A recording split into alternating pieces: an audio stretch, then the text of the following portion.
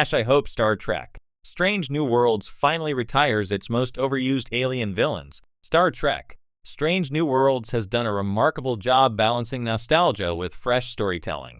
It's the most old-school Star Trek in decades, channeling the adventurous, episodic energy of the original series while deepening the emotional arcs of its crew. Yet, for all its creativity, one recurring issue stands out. The show keeps returning to the same overused alien villains that Star Trek has relied on for over half a century. As much as they shape the franchise's lore, perhaps it's finally time for Strange New Worlds to retire them and boldly go where Star Trek hasn't gone before. The comfort zone problem. Familiar aliens in a fresh universe. Since its debut, Strange New Worlds has leaned heavily into the original series' legacy. That's part of what makes it great. Familiar names like Spock, Chapel, Uhura, and Pike are given new emotional depth. The Enterprise looks cleaner and brighter, but the mission remains the same: exploration, diplomacy, and discovery. However, while the show's character work has evolved, its alien roster hasn't. The Klingons, the Gorn, and the Romulans, these three species have appeared across nearly every Star Trek era, from the original series to Picard. They're iconic, yes, but they've also become predictable. Each time they return, the show must either retell an old story or bend continuity to justify their involvement. Strange New Worlds, in particular, has used them in ways that sometimes feel less like bold storytelling and more like nostalgia on autopilot. The Klingons, from honorable warriors to recycled conflicts, no Star Trek villains have been used more frequently than the Klingons. They started as Cold War metaphors in the 1960s and evolved into proud, complex allies in The Next Generation and Deep Space Nine. But Strange New Worlds can't quite decide what to do with them. Season 1 flirted with old tensions, while Season 2 brought them back with a more classic look, a welcome correction after Discovery's controversial redesign. Still, what's left to say about them?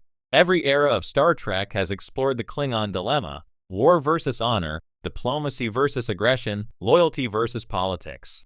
Pike's Enterprise doesn't need another Klingon border crisis episode or another tense negotiation with a warrior commander who values death in battle over peace. We've seen it all before, from Kirk's duels to Worf's moral struggles to Archer's reluctant diplomacy. The Klingons have been thoroughly explored from every angle, as enemies, as allies, and as flawed reflections of humanity's militarism. Strange New Worlds has a universe full of new cultures to explore. Keeping Klingons as the go-to symbol of interstellar tension limits the potential. It's time to give them a rest, not out of disrespect, but because they've earned retirement after 60 years of service. The Gorn. When horror becomes routine. When Strange New Worlds reintroduced the Gorn, fans were intrigued. The show reimagined them as terrifying predators, less rubber suit camp, and more alien-style monsters. Their Season 1 episode, Memento Mori, and Season 2's Hegemony were thrilling, dark, and cinematic, turning the Gorn into a legitimate threat again. But now, the Gorn have become too important, to the point of overshadowing Star Trek's spirit of exploration. The Gorn were meant to represent mystery and terror, an unknown species from the edge of space. But by the end of Season 2, they've effectively become Strange New Worlds' main antagonists. That's a problem. The more the show uses them, the less mysterious they become. The more the Gorn are explained, dissected, and fought, the more they lose what made them compelling in the first place.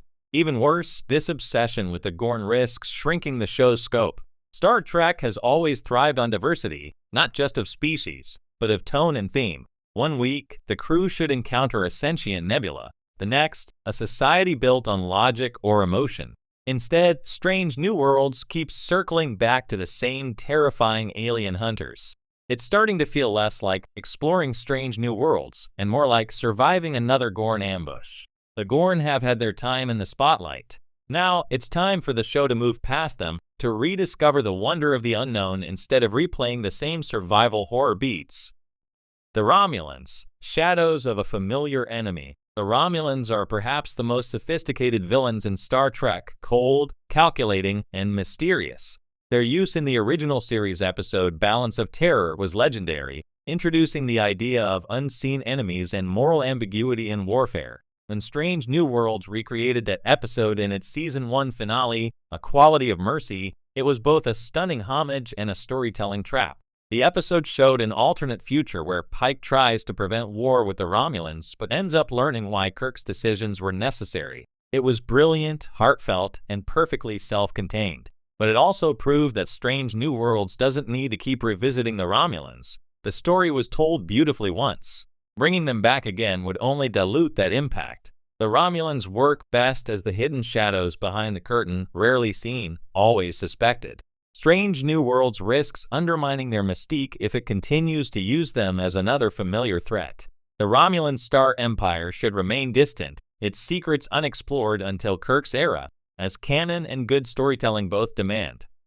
Why Star Trek keeps repeating the same villains? There's a reason these species keep returning. They're recognizable, easy shorthand for Star Trek's moral and political conflicts. Klingons embody militarism and honor. Romulans represent secrecy and paranoia. The Gorn symbolize primal fear and the brutality of nature. They're the franchise's archetypes, mirrors of humanity's worst impulses. But repetition can dull even the most powerful metaphors. The problem isn't that these aliens exist. It's that Strange New Worlds sometimes uses them as crutches. Rather than introducing new moral or cultural puzzles, the show falls back on familiar faces.